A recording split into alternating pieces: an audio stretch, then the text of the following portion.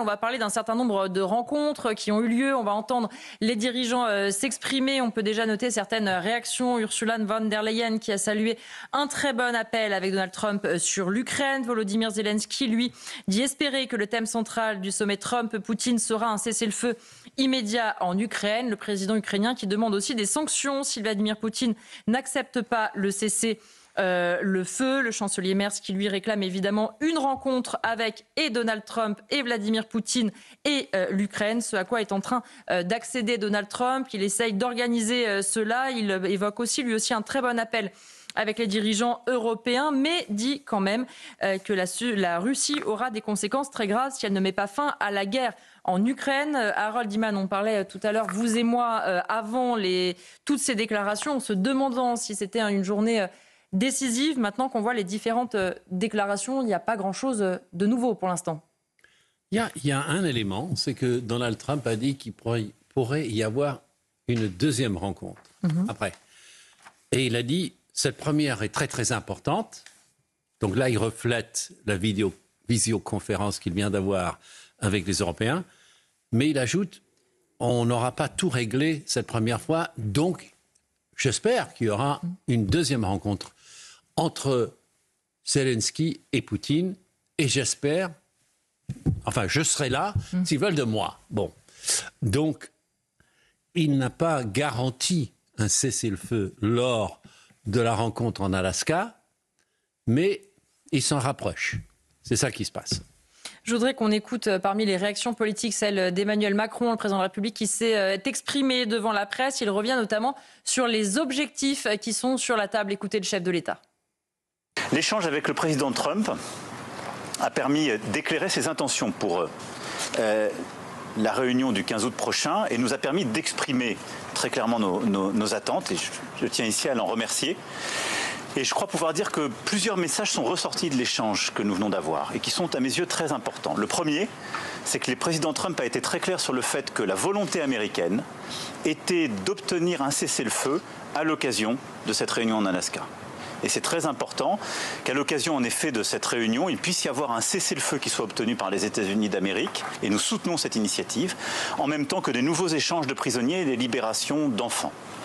Le deuxième élément sur lequel les choses ont été très claires et exprimées ainsi par le président Trump, c'est que les questions territoriales qui relèvent de l'Ukraine ne peuvent être négociées et ne seront négociées que par le président ukrainien. Et c'est la position que nous soutenons. Elle a été très clairement exprimée par le président Trump et donc elle augure d'une réunion à venir.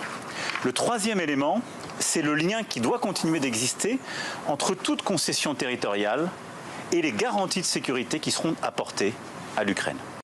Elliot Maman, quand on entend le président de la République, on se dit qu'effectivement, ce qui va être important maintenant, c'est cette rencontre hypothétique pour l'instant, mais on semble s'en rapprocher, entre les Russes et les Ukrainiens, avec ou sans Donald Trump, parce que on l'entend là précisément, on parle potentiellement de concessions, de territoires d'un côté ou de l'autre. L'important d'abord, c'est de savoir si Volodymyr Zelensky est prêt à céder quelque chose ou pas. Oui, absolument. Et d'ailleurs, la possibilité d'une rencontre tripartite qui inclurait Donald Trump n'est pas totalement nouvelle, puisque dès vendredi dernier, lorsqu'il a été question de la possibilité d'une rencontre entre le président américain et le président russe, beaucoup de membres de l'administration et de proches de Donald Trump étaient assez disserts auprès de leurs sources, auprès de leurs relais journalistiques, quant au fait qu'il faudrait absolument parvenir à organiser une rencontre vraisemblablement tripartite et selon toute évidence, soit aux États-Unis, mais ce n'est peut-être pas un pays qui est estimé comme étant suffisamment neutre sur la question, donc plutôt dans un des pays du Golfe qui ne reconnaît pas la CPI, Poutine étant sous mandat d'arrêt de la Cour pénale internationale à l'heure actuelle. Et en réalité, il y a véritablement 3 points sur lesquels les alliés européens ont cherché à faire pression sur Donald Trump. Ils estiment que d'abord, l'Ukraine doit nécessairement être à la table des négociations, comme le président vient de le dire, mais également que toute négociation sur un échange territorial doit être assortie d'un cessez-le-feu. Et d'ailleurs, selon Politico, il a été demandé que ce cessez-le-feu précède à d'éventuelles négociations territoriales, ce qui serait tout de même un tournant majeur dans le dans le déroulé de la guerre. Et par ailleurs, la troisième chose est en effet des garanties de long terme. Et d'ailleurs, l'administration américaine n'a pas été très claire quant à sa considération de la possibilité d'intégrer l'Ukraine à l'OTAN. Et on sait que c'est un point absolument majeur. Et d'ailleurs, c'est le point qui va déterminer si Vladimir Poutine est parvenu à ses fins ou non. S'il arrive à obtenir une déclaration solennelle selon laquelle l'Ukraine ne serait jamais membre de l'OTAN, il aura réussi ce qu'il voulait, quels que soient les résultats qui sont véritablement intégrés à la Russie ou non. Si en revanche le statut de l'Ukraine reste incertain et que peut-être elle pourrait rejoindre l'Alliance Atlantique telle qu'elle le souhaiterait et comme la logique l'imposerait, puisque finalement l'Ukraine appartient au camp des démocraties libérales, dès lors Vladimir Poutine aura concédé un certain nombre de concessions et on pourrait alors parler de victoire pour Donald Trump. On va écouter justement le président américain Donald Trump et je vous donne la parole juste après Le Noir. On écoute Donald Trump. Il y aura donc une deuxième réunion. Enfin, si la première réunion se passe bien en Alaska, j'aimerais bien avoir une deuxième réunion dans la foulée entre le président Poutine, le président Zelensky et moi-même, enfin, s'il m'y invite. Et là, on pourrait arriver à quelque chose. Je ne pense pas qu'on arrivera à des résultats dès la première... Enfin, ce sera une réunion importante. Mais enfin, il s'agira essentiellement de planter le décor pour la deuxième réunion. Le Noir, on voit aussi l'importance de temporiser toutes ces réunions. C'est aussi évidemment chacun s'exprime, chacun met sur la table un certain nombre d'objectifs. Mais c'est aussi important de rappeler que c'est une guerre, qu'une guerre ne se termine jamais du jour au lendemain parce que ni Donald Trump ni les Européens l'ont décidé. Alors, moi je connais surtout la politique européenne. Je pense que quand même c'est un tournant. C'est une marginalisation de l'Europe qui est inédite. Pour quelle raison ? D'abord parce que les Européens aiment bien critiquer Donald Trump parce qu'il est très anti-système, etc. Mais enfin, c'est quand même lui le maître des horloges. Ah oui, là, clairement. C'est notre guerre, comme je disais tout à l'heure, et elle va être réglée par le président des États-Unis.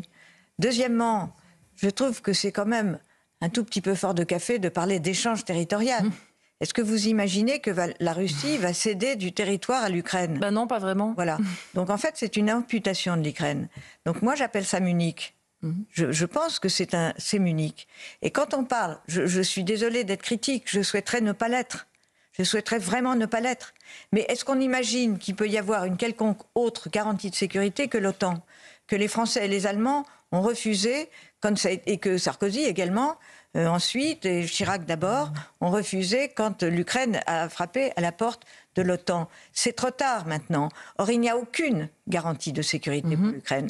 Et moi, je suis très inquiète pour l'avenir de l'Ukraine parce que je rappelle qu'il y a eu un traité de Budapest en 1994 où vous aviez autour de la table les Russes et les Ukrainiens et également le président des États-Unis et le Premier ministre britannique. Et qu'est-ce qu'on a dit ? On a dit, vous livrez tout votre arsenal nucléaire militaire à la Russie. En contrepartie, la Russie va s'occuper de votre sécurité. Donc on est exactement dans la répétition de Budapest. Est-ce que vous croyez qu'à la place de l'OTAN, la Russie va s'occuper de la sécurité de l'Ukraine ? Évidemment que non. On va écouter aussi Keir Starmer, le Premier ministre britannique, qui s'est exprimé à l'issue de ces réunions. On l'écoute et je vous donne la parole, Arnaud Klarsfeld. Durant les 3 ans et quelques mois que ce conflit a duré, nous n'avons jamais été proches d'une solution réelle pour parvenir à un cessez-le-feu. Et maintenant, nous avons cette chance grâce au travail du président américain Donald Trump. Arnaud Klarsfeld, je prolonge ce que disait Noël Lenoir parce que là, lui aussi, il l'a dit très clairement, cette marginalisation de l'Europe, c'est-à-dire qu'aujourd'hui, les Européens ont choisi de faire une série de réunions parce que Donald Trump a donné le tempo. Quand ils ont vu que Donald Trump prévoyait des rencontres avec Vladimir Poutine à partir de vendredi, qu'il voulait aussi mettre autour de la table à l'issue plus tard Volodymyr Zelensky, les Européens ont compris qu'ils avaient perdu beaucoup de temps et beaucoup de terrain dans les négociations. Oui, si on se retourne dans l'histoire, il y a un siècle, en 1925, la Grande-Bretagne avait un empire sur lequel le soleil ne se couchait jamais. La France avait un empire sur tous les continents, une grande partie de l'Afrique. Et aujourd'hui, ni la France ni l'Angleterre ne sont à la table des négociations, ce qui montre que les pays ont parfois des hauts et des bas. Voilà, ça c'est la première chose. Maintenant, bon, il est évident, comme vous l'avez dit, que Poutine ne se retirera pas des territoires. Le président de la République a parlé avec autorité et conviction, mais il n'a pas dit grand-chose, puisqu'il a dit que, il fallait qu'il y ait un cessez-le-feu, c'est ce que demande Trump, que rien ne se déroulerait sans que Zelensky signe, mais Zelensky a dit qu'il ne signerait pas. Et 3, qu'il fallait que des garanties de sécurité, mais les garanties de sécurité, l'OTAN, Trump a dit non, et c'est pas les États-Unis qui vont donner des garanties de sécurité formelles à l'Ukraine. Je crois que Trump et Poutine sont revenus pour définir des zones d'influence et que Trump considère que, en gros, l'Ukraine est dans la zone d'influence russe et que ça doit être un État tampon entre l'Europe et la Russie. Je pense, pour la paix du monde, qu'il a raison, malheureusement pas pour, disons, l'indépendance de l'Ukraine, mais il vaut mieux peut-être que l'Ukraine soit dans une forme de zone d'influence russe avec de l'argent qui soit déversé sur l'Ukraine pour qu'elle puisse se rebâtir, pour que les gens puissent être heureux. On ne rappelle jamais que en Ukraine, c'est un régime terriblement corrompu. On dit que la Russie est corrompue, elle est très corrompue, mais les pensions de retraite sont 2 fois plus élevées en Russie qu'en Ukraine. Le peuple est très malheureux en Ukraine, alors que les gens sont le haut du gâteau est très très riche. Ça, c'est jamais dit, et c'est triste.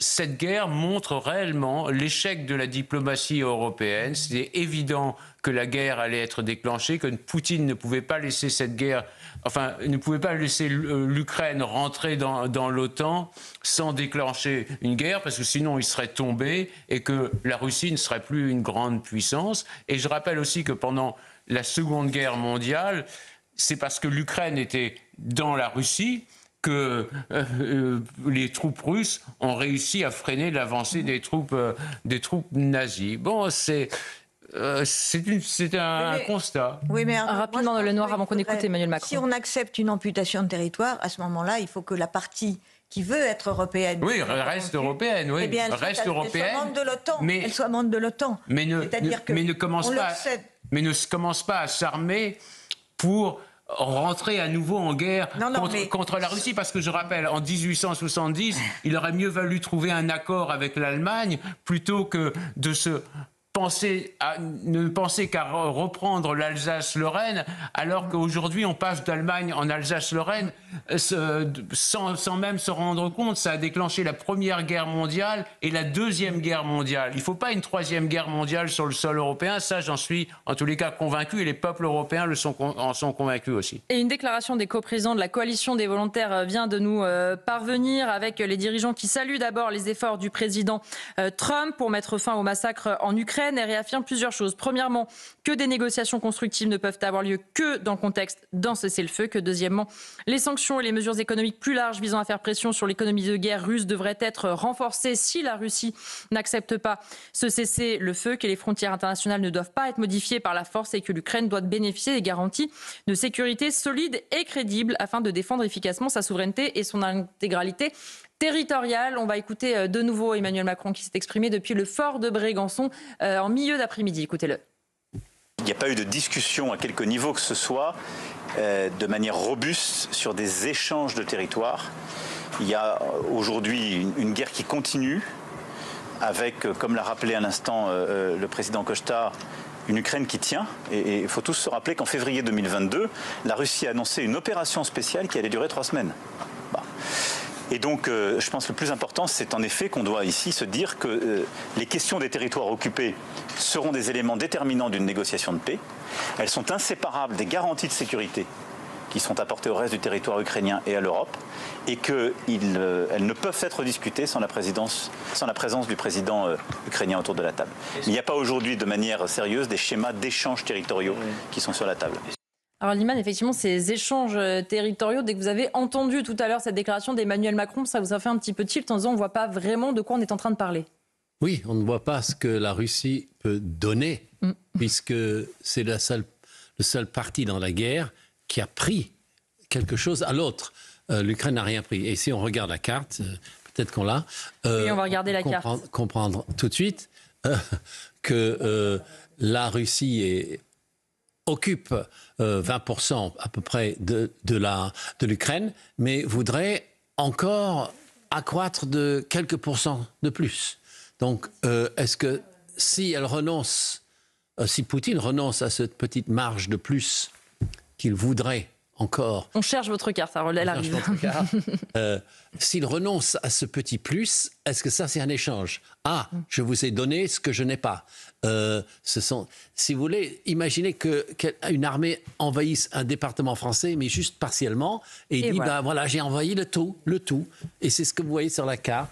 Vous voyez Kherson, la ville de Kherson n'est pas russe, seulement la partie sud. Zaporizhzhia, la ville n'est pas aux mains de l'armée russe, seulement la centrale nucléaire, ce qui est déjà beaucoup. C'est déjà pas mal. Oui, Donetsk, Donetsk est aux mains de la Russie depuis 2014, mais tout le reste, non. Bon, Lugansk, là, ça a été complètement avalé.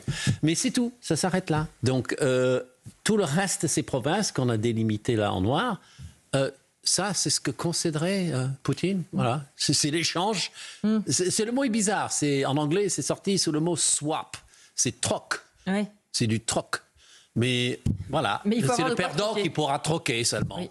En 10 secondes, s'il vous plaît, lieutenant Mavan, pour terminer. Non, simplement, il y a quand même aussi une responsabilité de l'administration Biden, aussi vocale était-elle dans son soutien à l'Ukraine. C'est tout de même elle qui a tardé à livrer à l'Ukraine des missiles Patriot, qui a longtemps interdit à l'Ukraine de frapper et d'avoir des cibles sur le territoire russe. Et c'est aussi l'Allemagne et les alliés européens qui ont tardé à livrer les missiles Taurus. Je ne dis pas qu'il fallait une inflation du nombre d'armes engagées dans cette guerre, mais simplement on savait bien qu'on allait aboutir à un moment de diplomatie transactionnelle où des échanges devraient être faits, et on a empêché les Occidentaux, l'Alliance Atlantique a empêché l'Ukraine d'avoir des choses à faire peser dans une éventuelle négociation sur le territoire russe. Et d'ailleurs, vous vous rendrez tout de même compte en 2 secondes que lorsqu'il y a eu l'incursion à Koursk, l'intégralité de la presse, même celle que l'on pense comme étant alliée au camp occidental, nous a expliqué que c'était une escalade des tensions absolument intolérable. Il aurait mieux valu trouver un compromis au tout début de la guerre, ou alors avant que la guerre se déclenche. Ça, c'est en tous les cas l'évidence pour tous ceux qui sont morts et tous ceux qui sont blessés et amputés. Il aurait mieux valu ne pas faire la guerre. Et c'était le mot de la fin d'Arnaud Klarsfeld sur ce sujet. Merci beaucoup Harold Iman d'avoir été avec nous.